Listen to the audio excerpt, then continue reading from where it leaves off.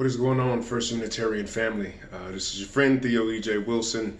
Thank you very much, Red Mike, for inviting me back to kind of just give a recap of this year and how spiritually I've had to grow, and maybe y'all can relate. I know that for certain, dang near everybody watching this has had to tap into whatever spirituality that they have to make it through probably one of the most challenging years on record for most people. And I spoke earlier in the year about, possibly losing faith in the American experiment. As the year went on, I was like, what if the human experiment is failing and that's what we're really witnessing? You know what I'm saying? I felt all sorts of emotions of loss, moments of hope, but more than anything, I was challenged. I was challenged in a way that I never have been before. Now, just to give a recap of my year, you know what I mean? The world shut down literally 2 weeks after my daughter was born, which means as a public speaker, I can't make money if there's no public, right? So I have a brand new baby, right? Me and my fiance just moved in together. And before I know it, I've got to make some very hard decisions about what I'm going to do in order to keep my family afloat, right? So I remembered that there was a guy that I met at Brother Jeff's Kwanzaa celebration last year. His name was Lionel Mabin. He was a computer specialist, is a computer specialist, right? Mabin offered the opportunity to the community to learn IT skills. Now, I remember I told my girl about it. She was like, listen, things are going to have to change, Mr. Public Speaker Man. Like, there's a lot of things that you can do and you're very artistic. But the truth is, you're going to have to learn a skill. And I always wanted to learn a skill. Like, that was something that I deeply craved to understand, how to actually do something with my hands. It's like this masculine thing. I want to do something with my hands and make something real, right? And so I called up Lionel Mabin. And, after a few conversations, he says, I'm willing to teach you. You got somebody else? I brought my friend Kirk Bledsoe. And before you know it, I'm learning the skills I always wanted to learn. Like, I always wanted to learn how to break down a computer and build it up again, right? I said, if I can do that, I will have learned this skill.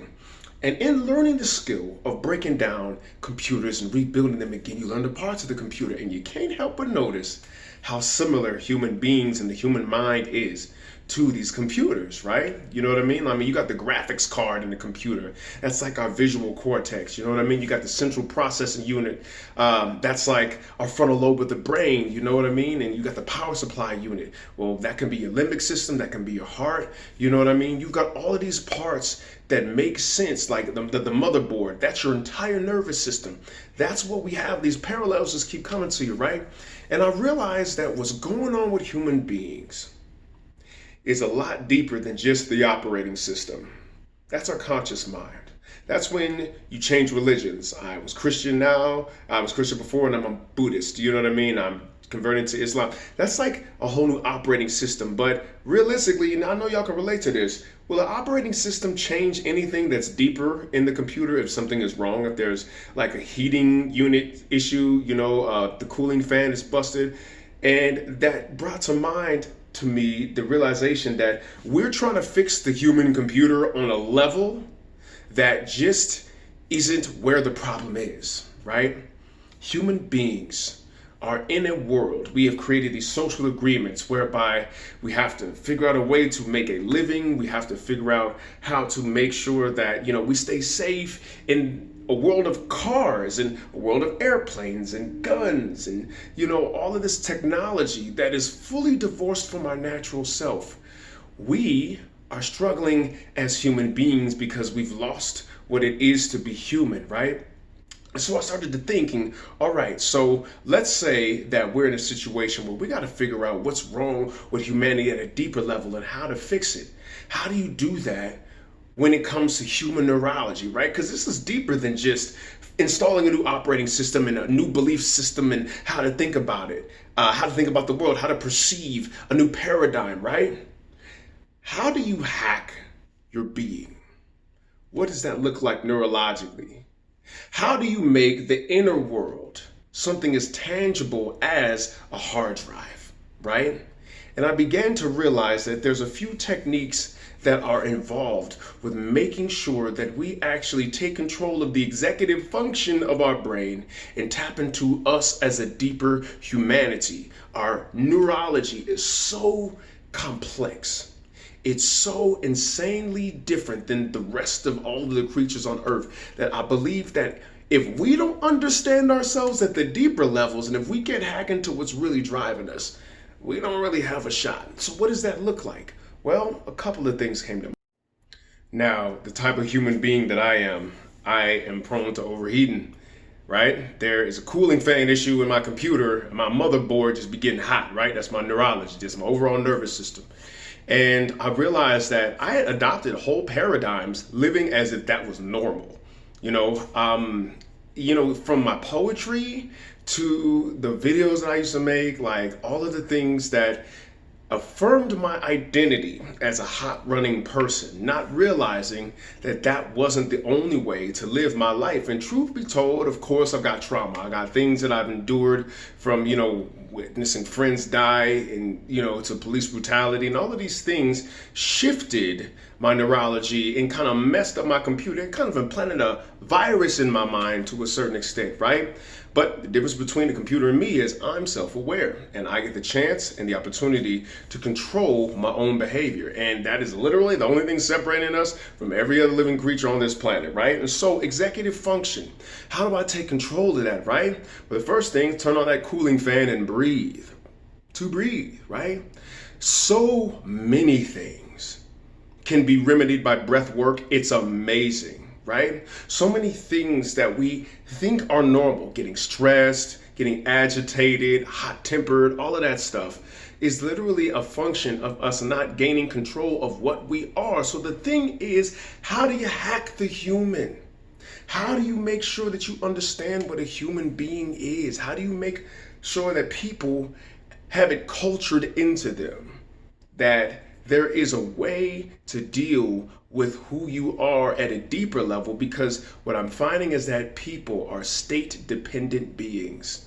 Your state of being can dictate everything about how you live your entire life, right? That's a deeper thing than just installing a new operating system. That's deeper than just changing your religion. That's deeper than just figuring out how else to go about social interactions, right? These have to do with self-knowledge, making the inner world, the primary world, as real as a hard drive, as real as a microchip. How do you do that, right? And I think that the imperative that we're facing right now says that if we don't get our inner world under control, the outer world will go bye-bye. Human beings are at the verge of literally this program that we're operating under. What we're doing right now as a humanity is making it impossible for other beings to live. And I know that I don't have to tell this audience what that looks like and how that affects everyone else around us, right? And so one thing that I think is very important is teaching emotional intelligence learning. Emotional intelligence just doesn't get the kind of attention that it deserves. I mean, now they're starting to discuss it, but the fact is that making it broad-based curriculum, right? As common as like arithmetic, as common as biology, as common as, a freaking gym class, right? It needs to be that. Teaching children to actually like meditate. Teaching children the marshmallow test, like how to delay the gratification of like what you want is the thing that'll make your life more successful in the long run, right? Discipline. How do you make sure that people can, take over the laziness or the habits, the negative things that drive us so that we can actually live a productive life? Then it don't matter what your chosen field of endeavor is. Like it literally has nothing to do with like the path that you go down in life. All that matters past that point is you being somebody who has control of who you are, and what does that look like on the macro?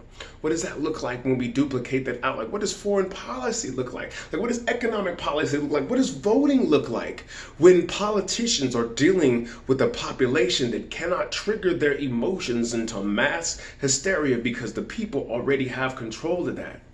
If you look at how many times human beings have tried to get this right, from the American experiment to every new nation to every revolution that's ever been like instituted, you will see that we have figured everything out but our deep internal hardware, our deep internal neurology. And we as a humanity are faced with basically no other option than that. Notice that our technology solves one problem and creates another one. You know what I'm saying? Our social movements address one problem and creates a reaction. So we're always in this pendulum swing. And it's so weird that like Americans, like every 4 years, I think this party that was the problem is now the answer, right? It's because we haven't gotten control of what it really is to be a human being. And that's our next step spiritually that we have to address. And here's how I think we can do that. The first thing we have to do is acknowledge that this is the frontier. This is the next level. This is the only future that we have. Figuring out our internal wiring, the inner universe, the things that are told, that we're told are like woo-woo and, soft and not really real. The things that we try to address when we talk about mental health. What is mental health, right? Mental health is the only language that this secular culture really has to talk about the things that are going on inside of people. But understand that it's so much more than that, right? And so prioritize that, making it a thing that is on the forefront of your mind every day. Like me, I've literally been checkmated out of anything but figuring out how to breathe through my anger. Shutting down the negative programs, understanding that they're coming from a deeper part of me than my conscious awareness. The second thing is habituated. It's just a habit. It's a thing that you're going to have to accept that you're going to fail at multiple times. I've failed at it multiple times. I have literally blown up. I've gone out of control and crazy and whatnot. And I've realized that the only thing that is going to save the situation is me gaining a strong foothold in the deeper parts of me and realizing that I don't have to feel that way and that I have control of my state. And when I get control of my state, then I get control of the paradigms that I'm operating under. And then suddenly, with a new vibration in my being, I got access to thoughts and I got access to ideas that I would not have had otherwise. And that to me is huge. You see what I'm saying? And making that a habit, making that a practice in my daily life is one of the things that I feel has literally saved my life situation, saved my relationship. It saved me through these tough times, you know what I mean? It made sure that I could actually learn a new craft, to actually learn a new trade, to actually, do the time management necessary to make sure that I'm studying. All of these things are a function of habit. Understand that the human being is a habit creating organism, right? And why? Because we're so complex. We got all this stuff going on. People have all of these functions that we can do, and understand that it just takes time. Just like driving. The first time you drove when you were a teenager, you were nervous as a chipmunk looking over your shoulder and having to make sure you take care of every little detail. Right now you can do it just, drinking an espresso and eating some Krispy Kreme. You can just do it right now, right? You see what I'm saying? Because humans are so complex, so use the habit mechanism for your benefit. I think that's one of the best things that we can put into our sphere of understanding, right? Knowing where the answers are not, I think is the third one, right? Realistically, trading parties, trading religion, trading paradigms. You know that you've seen good people, harmonious people and unharmonious people in all of these different realms, right? I mean, when religion made me upset, I still knew religious people after I left the religion, that were good, that were harmonious, that were people who were open-minded and understanding, right? It ain't got nothing to do what your main operating system is. It has everything to do with how you get control of the other workings. Mainly, we're talking about your unconscious mind here, right? Man, I think that's huge. And then the next thing is starting young. We got to start it young, you know. Me as a new father, I get the opportunity to do that, right? I cannot wait till my daughter is old enough that I can have these conversations with her, that we can start instituting meditation early, start instituting deep breathing early, start instituting emotional intelligence and the marshmallow test and getting her good at that. I can't wait to raise her IQ. I can't wait to do all of that stuff. But before that, getting her really grounded in state control at the very beginning of her life, to me, is just going to be one of the best things that I can do as a new father, you know. So I really want that to be my paradigm, her paradigm from very, very early, because I can't wait to see the human that she turns out to be. You know what I'm saying? Like, I can't wait to see what she will become and what her like effect is going to be on the world when we start her out with the understandings that are going to make this world a better place from the very, very beginning. So I think that those are the 4 steps that are really, really necessary in order to get ourselves on the right track. And of course, the 5th one, I'm just going to start off with saying, it's compassion. Compassion, compassion, compassion. We all had our programs, our computers malfunctioned because of certain trauma. Somebody just dropped us, you know what I'm saying? Life dropped us, life busted our shell casing, life, you know what I'm saying, disrupted our circuits and whatnot. And that compassion thing is really the next level when it comes to actually connecting our processing units together. The compassion thing is the wiring, is the network that we need to build. And I feel that the network of compassion is the way forward. It's easy to not have. The thing that blocks us from compassion most of the time is really just just caught up in our own narrative. You know what I mean? The story that we have told ourselves time and time again about the knocks that we've taken and how nobody is going to understand who we are and what we've been through. I know I had to go through that, you know what I'm saying? And to realize that you don't have to go through directly what somebody has gone through in order to have enough empathy to hold space for that person, right? That's the program that we need to be operating under. That's the thing that needs to connect us.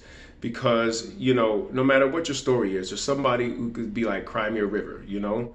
Like, you freaking white American guy could be like, I hustled and struggled by the sweat of my brow. I have no idea what you're talking about with privilege, you know, and I've got what I got because I worked hard. And now in the economic downturn, I've lost everything, right? And there could be like a black American, like queer sister who'd be like, man, cry me a river. I've had to deal with so much of that. I've never had the opportunity to have an upswing economically, to have a downturn. You know what I mean? Like, what do you know about, you know, being violated? What do you know about having to be like a triple minority? I'm black, I'm woman, and I'm queer. I had to come out of the closet, which was even a tougher struggle for me than being black. You know what I'm saying? And then there's somebody from like another country that could be look at that story and be like, well, cry me a river. You know, like, I literally grew up in Uganda. I was a child soldier. I saw rebels come in and mutilate my parents. I have been an orphan and I've had to kill other people, right? You know what I'm saying? Like, what do you know about having to actually take life at such a young age? Right? And you were at least an American, at least somebody cares about you. Nobody cares about me in this country, right? And then somebody from like the Arab world could be like, man, listen, I've been living in these Palestinian camps for so long and I got the whole world turned its back on me. At least there's fundraisers for Africa, you know, about like, well, like, what about me? Like, I literally like lost legs. Like, my legs have been blown off. You know what I mean? Like in with American bombs. And nobody seems to care about what's going on with me. Yeah, you were a child soldier, but at least you had all your limbs to pull a trigger. And then there could be like a very, very wealthy person who could look at all of these people and be like, cry me a river. I had everything handed to me. I had a silver spoon in my mouth, and I never got the chance to even struggle to find out who I am. And I've got all of this wealth on the outside, and inwardly I'm impoverished. I've got no way to figure out how to even gain the tools to build character. At least you had that. And now, because I'm so spiritually impoverished, now because I've never been able to find a friend who actually loves me for who I am, I don't know how to give love for who someone else is. All I can do is look at the world in terms of transactionalism, in terms of what they can provide for me. And I've made it to the highest office in the land. And now I am the laughingstock of the world because I have no control over my inner world. And all I want to do is be loved. I bet you somebody loves all of you. I can tell you that as wealthy as I am and as powerful as I am, nobody actually loves me. Cry me a river. You see what I'm saying? And then we look at this river and we say, this is nothing but human tears. I'm sorry, I got a freaking piano on my says, this is nothing but human tears, right? And it's these tears that connect us, right? It is these tears that show us that we are all together with this water in our bodies. And I think that 2020 has been so challenging, but what's ironic about an airborne virus is there's no better way to prove that we all breathe the same air, that we're all on this planet, and that we have to live here together. And once we figure out how to hack who we are internally, we're going to be able to change things externally at a very, very powerful state if we prioritize our inner world first. And that is how we hack the human. My name is Theo E.J. Wilson. I hope you enjoyed this. Bye-bye.